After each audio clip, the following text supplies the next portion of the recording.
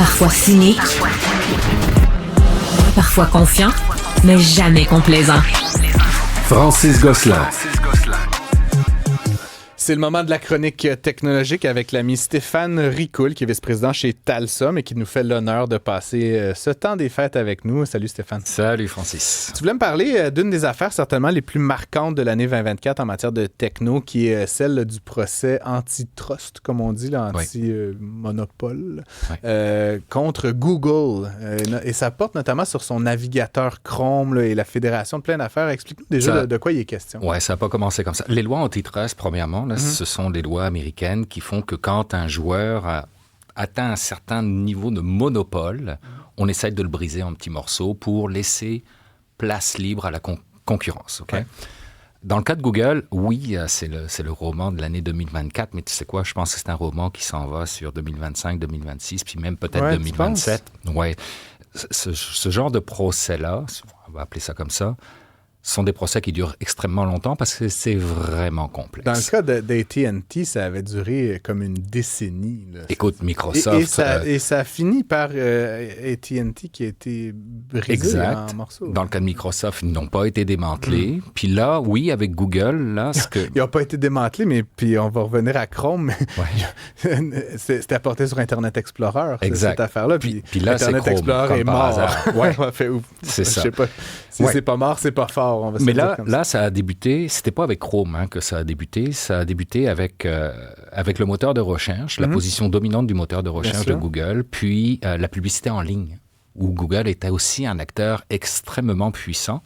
Puis ça a débuté, c'est très drôle, parce que ça a débuté avec l'administration Trump en 2020. La première administration Trump. Ça devrait se terminer avec la nouvelle administration Trump d'ici à... Ben, c'est une des questions que je voulais te poser parce qu'on sent bien que cette nouvelle administration de M. Trump, elle est, on va dire, entre guillemets, sérieuse. Là, ils sont impatients de prendre le contrôle. Il y a des grosses pointures, beaucoup de milliardaires qui sont autour de la table.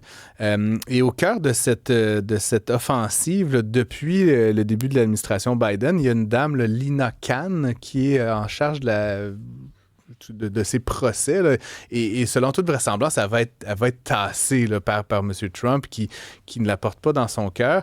Est-ce que M. Trump va, tu penses, continuer cette croisade contre Google? C'est une excellente question. J'ai pas la réponse, puis j'ai pas le goût d'avoir la réponse parce que Donald Trump change d'avis.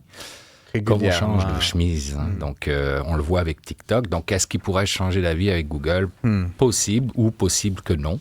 Là, il y a un juge qui est à la tête de ça, qui travaille là-dessus depuis 2020, qui s'est aperçu que Google passait des accords commerciaux avec d'autres joueurs importants également, Apple et Samsung pour ne pas les nommer, et que c'était des milliards de dollars qui étaient en jeu pour ces accords commerciaux-là, de façon à ce que Chrome soit installé sur les appareils. Exactement, le navigateur par défaut.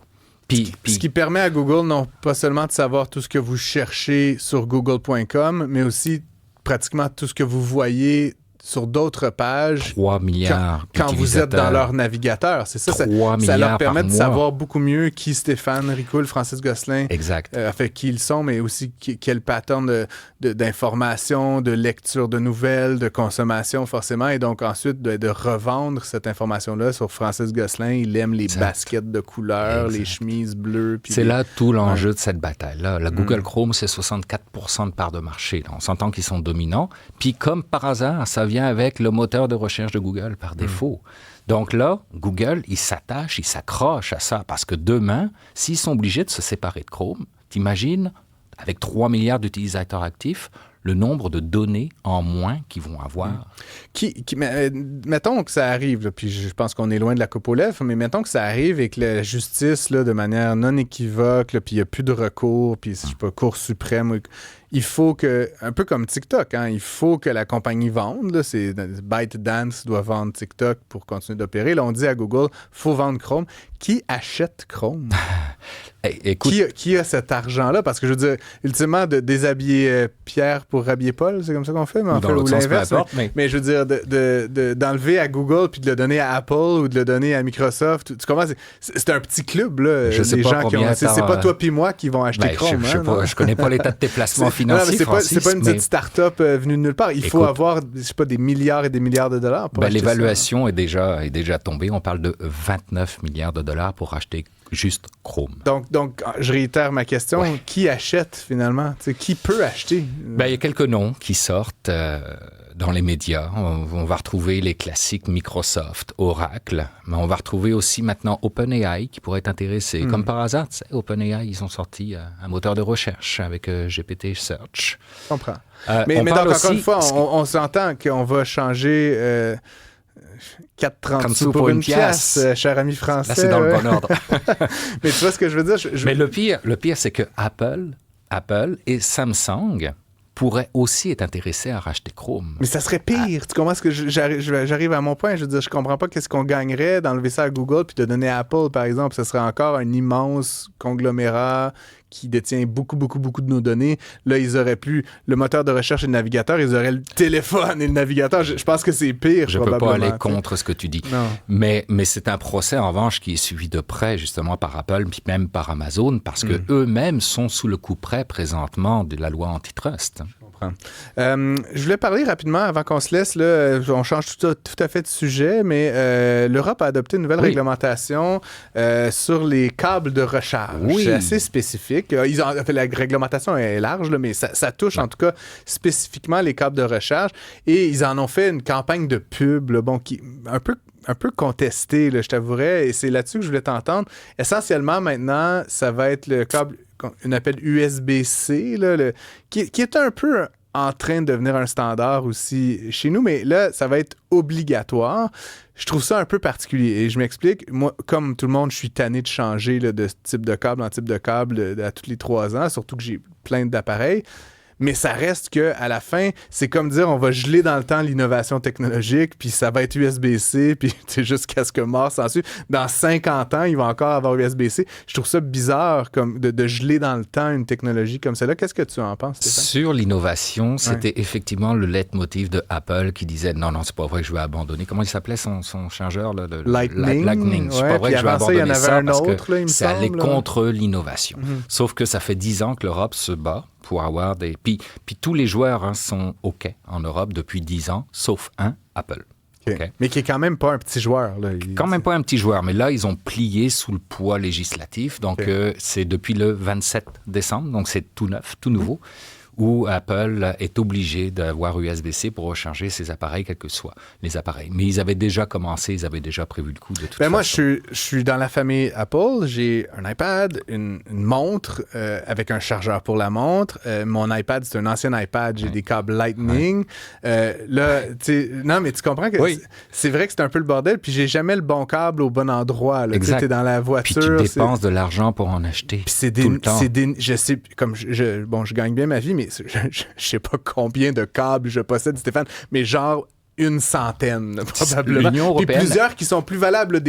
Puis parce que dans le domaine des écrans, par exemple, les Firewire. Exact. Mais l'Union européenne a évalué, ça représentait quoi comme économie pour le consommateur? Juste dans l'Union européenne, puis on parle de 200 millions de dollars par année d'économie. Par année, quand même. On parle juste de fils pour recharger ces appareils. Et donc, c'est une bonne chose, ça, selon toi? Pour la planète, oui. Pour la planète, oui. Du point de vue déchets, là, oui, du point de vue déchets. Puis évidemment, c'est ça. Là, Apple, jusqu'ici, la plupart des appareils maintenant sont sur USB-C. Là, comme je te dis, j'ai pas mal tout changé d'année en année. Même mes AirPods maintenant sont USB-C. J'étais tanné d'en avoir. Mais là, ça reste que les claviers et les touchpads, eux, sont encore Lightning.